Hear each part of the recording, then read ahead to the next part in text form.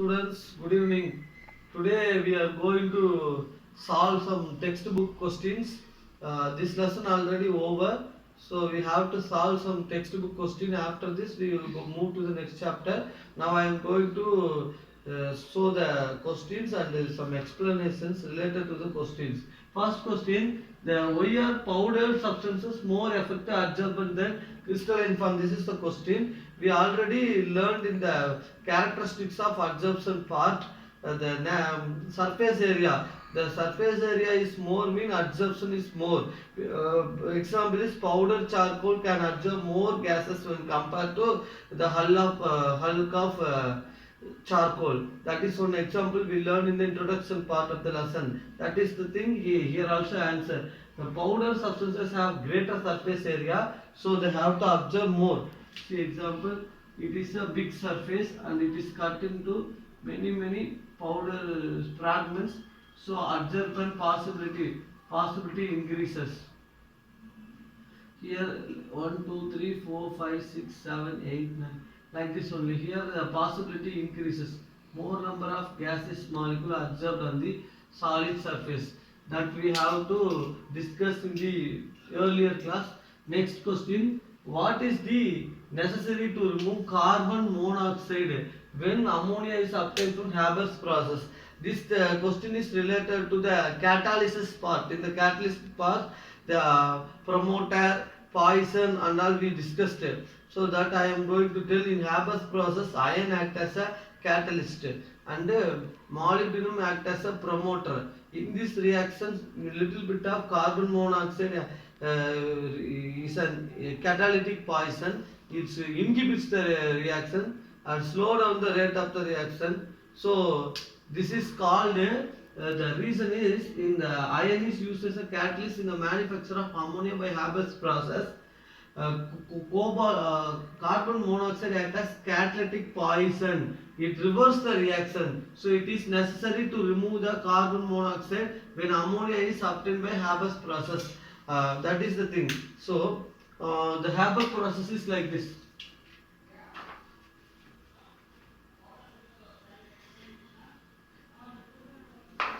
N2 plus 3H2 in presence of iron, molybdenum, small traces of carbon monoxide, 2NH3. If you are going to add carbon monoxide, means it will reverse the reaction, inhibit the reaction, catalytic poison. So that is the thing I want to explain here. This is a gas, and this is a gas. Iron is a catalyst. If I am going to add carbon monoxide to iron, what happens? The reaction will be reduced. In the next chapter, why carbon monoxide add to iron, and I will explain. This is the process will be reduced by the action of carbon monoxide, because carbon monoxide is a poison, catalytic poison.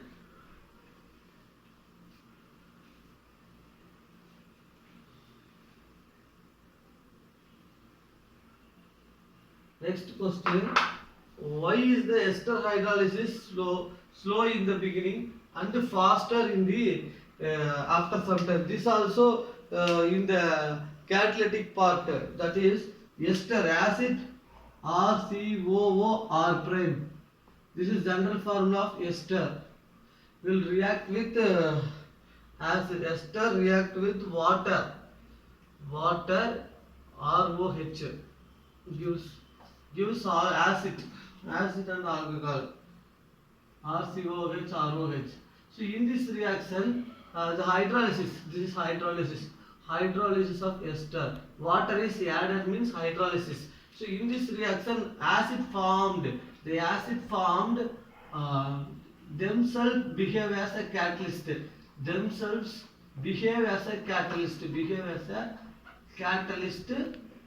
So after forming the acid, the reaction is faster. So at the beginning of the reaction is slower. Once the acid is formed, the acid itself behaves as a catalyst and increases the rate of the reaction. Therefore, the ester hydrolysis beginning is slower and after some time is faster, because as it is formed as autocatalyst of the reaction, self catalyst. One of the product behave as a during a chemical reaction, the reactant react to give product. During the reaction, one of the product behave as a self catalyst to increases the rate of the reaction. That type of reactions are called autocatalytic reactions.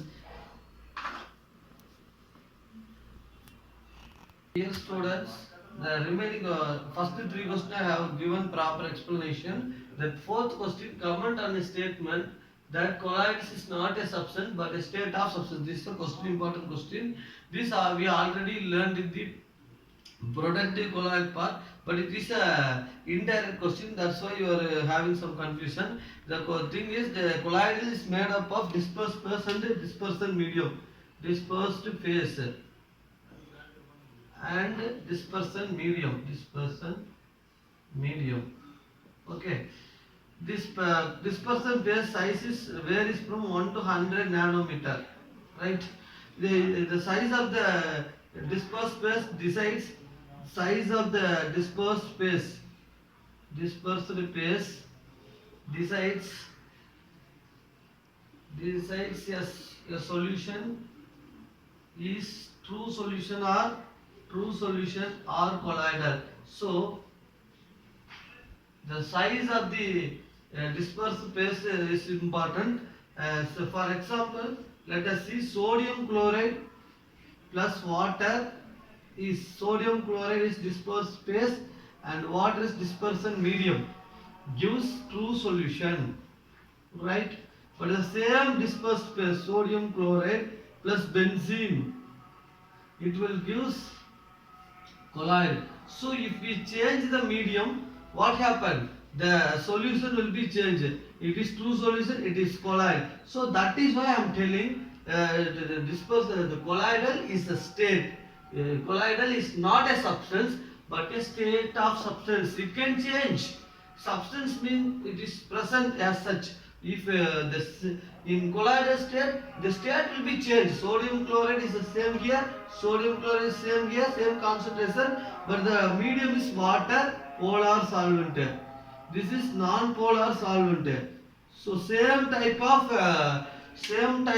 the dispersal phases mixed with different medium will give different product. That is this thing. For example, soap in oil is colloid, but soap in water is a soap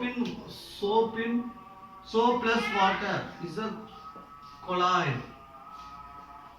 Soap plus oil is a solution, true solution, because soap also contains fatty hydrophobic and oil also contains hydrophobic. They mix each other to form true solution. Soap and water will form colloid. That's the thing.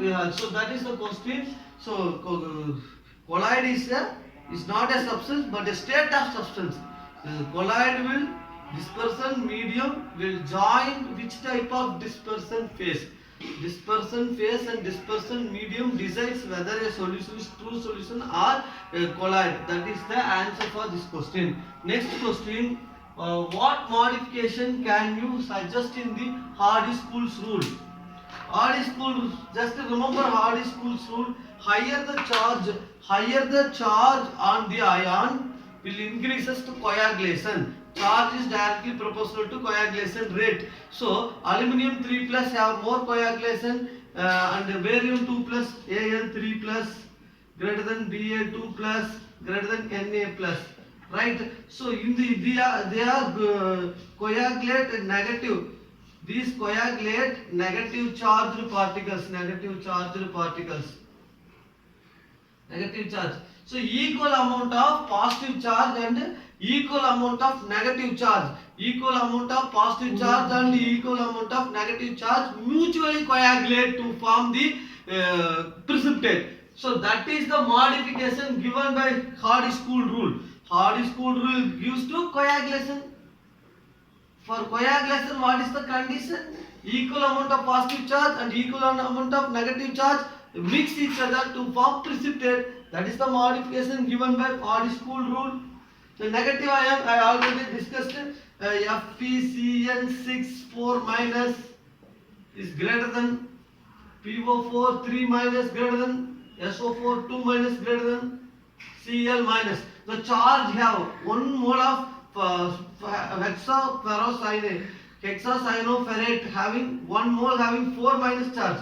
Phosphate ion having 3 minus charge. Sulfate ion have 2 minus charge. Chlorine have 1 minus charge. So this have more coagulating power. That is why I am telling this will coagulate positive ion. This will coagulate positive ions. So this is called your odd school rule. This was already explained during the class hours. Next question. Why is it essential to wash precipitate with water before estimating the quantity? Suppose a test tube is containing small amount of precipitate, right? I am not able to wash it. Again I am going to add electrolyte like potassium chloride. What will happen? They will react together. Automatically the form colloids, stabilize. Electrolyte will stabilize the precipitate automatically. This and all we already discussed. Automatically form colloid. So the value obtained quantitatively will give error. That is why we will wash before during volumetric analysis. We will wash the pipette burette very cleanly. Any precipitate present means they will react chemically with the electrolyte and they will form colloid automatically. So the error will come during the experiment. So we can wash it 1 or 2 times in the glass valve, and after washing we will do the practice. That is the answer for this question. Start. Students, we are going to see the next question. Question is, why are substances like platinum and palladium often used for carrying electrolysis of aqueous solution? You are all coming the electrochemistry. You are learned the electrochemistry. In this electrochemistry, anode compartment and cathode compartment, 2 half cells are there. In anode compartment, oxidation reaction takes place. In cathode compartment, reduction takes place. The anode compartment, electrodes. Anode is an electrode, cathode is an electrode, but these electrodes are inert, platinum and palladium. So we can use the electrochemistry. The platinum palladium electrodes are used because these type of electrodes will not react with the electrolytes. Just the electrolytes will stick on the surface of the electrode. There is no chemical reaction between the electrode and the electrolyte. That's why these type of electrodes are used. Platinum and palladium are inert electrode. What is the meaning of inert? Unreacted, noble. So they are not attached by ions of the electrolyte. The product of electrolysis easily absorbed or deposited over these metals. So during oxidation, what is oxidation? Metal loses electron to get zinc, giving zinc 2 plus 2 electron. This happen in oxidation anode. Oxidation, loss of electron. Copper 2 plus gains 2 electron to form copper. This taking place in cathode. So in this reaction, the cupric ion formed gains electron, and the cupric ion pasted on the surface of the inert electrode, inert say platinum or any other electrode. What happened? They just stick on the surface of the electrode. This was explained in the question. So this copper ion will not affect the electrode, just stick it. This is called absorption. So in electrochemistry also absorption taking place. So platinum, palladium are inert electrode, noble gases, because the gold, silver, platinum are obtained from the earth in the purest form. Purest form metals are highly unreactive. So the metals are used as electrodes. They just conduct electricity. And this reaction anode anode loses electron. This is called oxidation. Whereas cathode gains electron. Gaining of electron is redox reaction. So reduction. The overall reaction is called as redox reaction. Zinc 2 plus copper. So this is redox reaction, 2 electrons.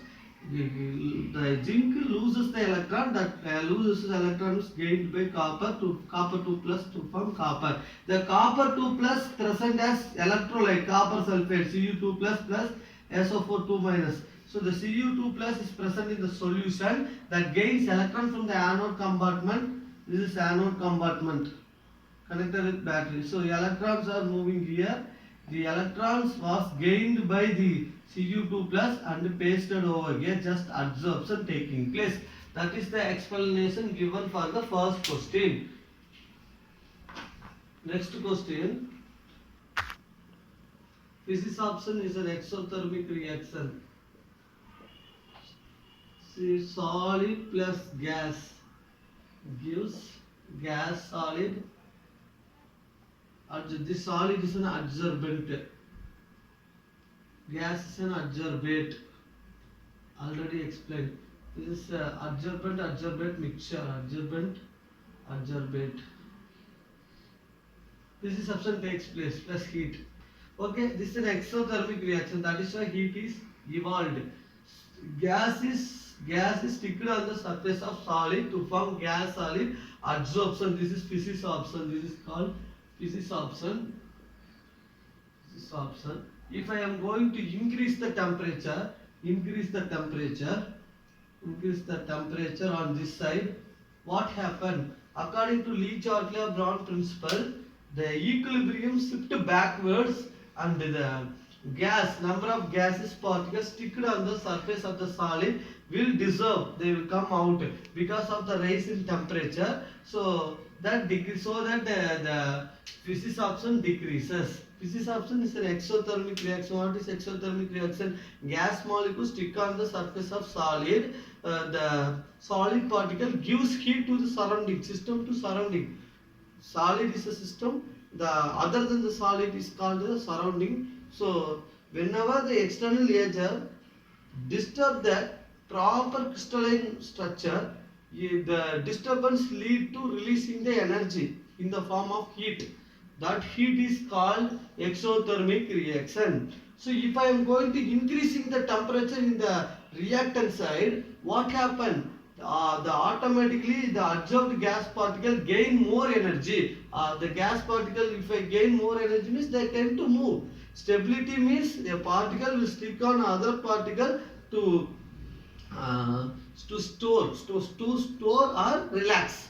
But if I am giving some energy, what happen? The particle gain energy and they will move here and there. Entropy increases. That is why the gas particle coming out, the reaction is reversed. Yeah, once again the reaction is reversed means physics option decreases. That is the thing. What is the role of disruption in the process of catalyst? What do you mean by disruption? Disruption means if molecules are absorbed. Okay. If the molecules of adsorbent. This is adsorbate. I am going to give heat or anything. What happens? The absorbed particles are coming out. This is called disruption. Now I am cleaning the surface. Cleaning the surface of the adsorbent. This process is called disruption. This is the opposite of adsorption.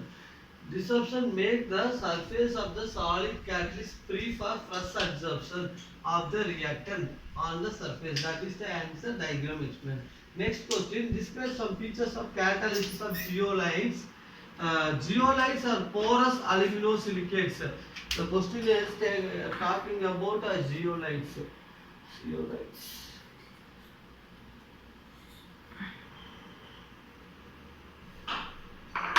See, zeolites are silicon, oxygen, silicon. It is like that. If some silicon is replaced by aluminium, that type of compounds are called as aluminum silicates. They are called zeolites. I am going to draw the structure of the catalyst. This is the overall structure of zeolite. Okay. So reactant of same size. will absorb. It is like honeycomb model. Honeycomb. Did you see the honeycomb? Honeycomb is like this. In the forest we are seeing the honeycomb. Like this, zeolite structure is also like this porous. What is porous? Large number of gaps present in between the molecules are called as porous. Tissue paper is containing porous material. Gel containing porous material. Sponge is a porous material. Cotton, some cotton mixed with sponge are also porous in nature. So reactant of equal size adsorb on the surface of zeolite. Zeolite means aluminosilicates, highly porous. So equal size it will adsorb. Here it will adsorb. Reactant more than this size cannot adsorb on the surface of zeolite. Less structure also now will escape. Small sized catalyst means react with zeolite means they will escape. Reactant, small size reactant will not fit on the surface of zeolite. Large size reactant also not fit. Equal size of reactant will fit on the surface of catalyst. Is describe some features of catalysis of zeolites. Answer is given in the textbook. I will explain. Zeolites are porous aluminosilicates. I told you know what is porous. It containing large number of gap particles. That gap was filled by reactant, and the pore size will be 250 to 750 nanometer. These are shape-selected catalysis. The zeolite are microporous aluminosilicates. I have drawn the structure of aluminosilicates. Zeolites are shape-selected catalysts. The reaction in presence of zeolite depend upon the size of the cavities. If the reactant size and the zeolite கரெக்டாக 21 நிமிஷம்